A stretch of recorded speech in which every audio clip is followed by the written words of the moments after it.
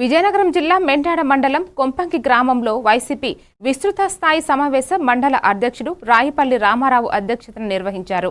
ఈ సందర్భంగా మాజీ డిప్యూటీ సీఎం రాజన్న దొర మాట్లాడుతూ కార్యకర్తలు నాయకులు ప్రణాళిక వేసుకోవాలని, గ్రామాలలో తిరగాలని, ఇంటింటికి వంచన కార్యక్రమాన్ని చేపట్టి కూటమి మోసాలపై ప్రజలను చైతన్యపరచాలని కోరారు। ఈ సమావేశంలో ఎంపీపీ రెడ్డి, సన్యాసి నాయుడు, వైస్ ఎంపీపీలు సారిక ఈశ్వరరావు, పొట్టంగి దుర్గ, ఆ పార్టీ నాయకులు లెంక రత్నాకర్ తదితరులు పాల్గొన్నారు।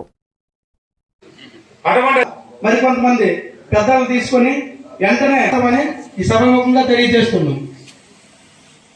వైస్ ఎంపీ ఈశ్వరరావు గారిని మాట్లాడుతుంటే కోరుతున్నాం। ఆయన గౌరవం, ఆయనంటే నాకు గౌరవం, ఆయనంటే నాకు అభిమానం, వారికి అభిమానం। ఎందుకంటే ఒకప్పుడు పని చేస్తాం కలిసి, ఆయన మా దగ్గర బీఓ గారు చేశారు, సబ్ కలెక్టర్ చేశారు కాబట్టి వ్యక్తిగతంగా ఆయన నాకు తెలుసు।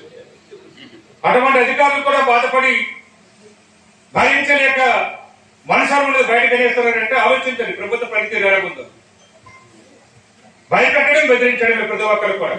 మేము చెప్పిందే జరగాలి, వైసీపీ బడికి ఏమి ఇవ్వకూడదు, టీడీపీ బడికే జరగాలి, అదే వాళ్ళు చెప్తుంది। మన నాయకుడు అప్పుడు ఏం చెప్పారు, ఇది ఈ యొక్క సంజయ్ రెడ్డి గారు చెప్పలేదు, లేదా మీ విజయనగరం మంత్రి గారు చెప్పలేదు, చంద్రబాబు గారు చెప్పారు వైసీపీకి ఏం చేయకండి, అధికారులు మీటింగ్ లో చెప్పారు। మరి మన నాయకుడు కులం చూడొద్దు, మతం చూడొద్దు, రాజకీయం చూడొద్దు, పార్టీ చూడొద్దు, అర్హతను ప్రతి ఒక్కరికి మేలు చేయమన్నారు। అదే మనం చేసింది రాజ్యాంగబద్ధంగా మంచిదైనప్పుడు కూడా రాజకీయ పరంగా మనకు నష్టం చేసింది అనేది ఒక భావన మన నాయకులందరిలో ఉంది। అదే ఎక్కడికైనా చెప్తున్నారు।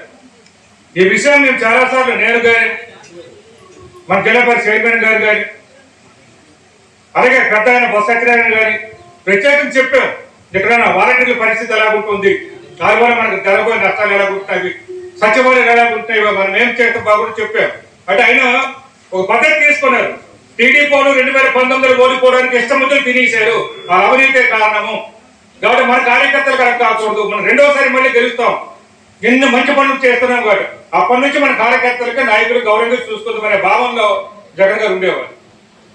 కానీ ఎన్ని పథకాలు పెట్టా రాలేదు, దురదృష్టం మరి మనం మీరు పడ్డారు, నేను పడ్డాను, అందరం కూడా ఆయనతో పాటు అందరూ బాధపడతాను। ఈరోజు ఎంత మంచి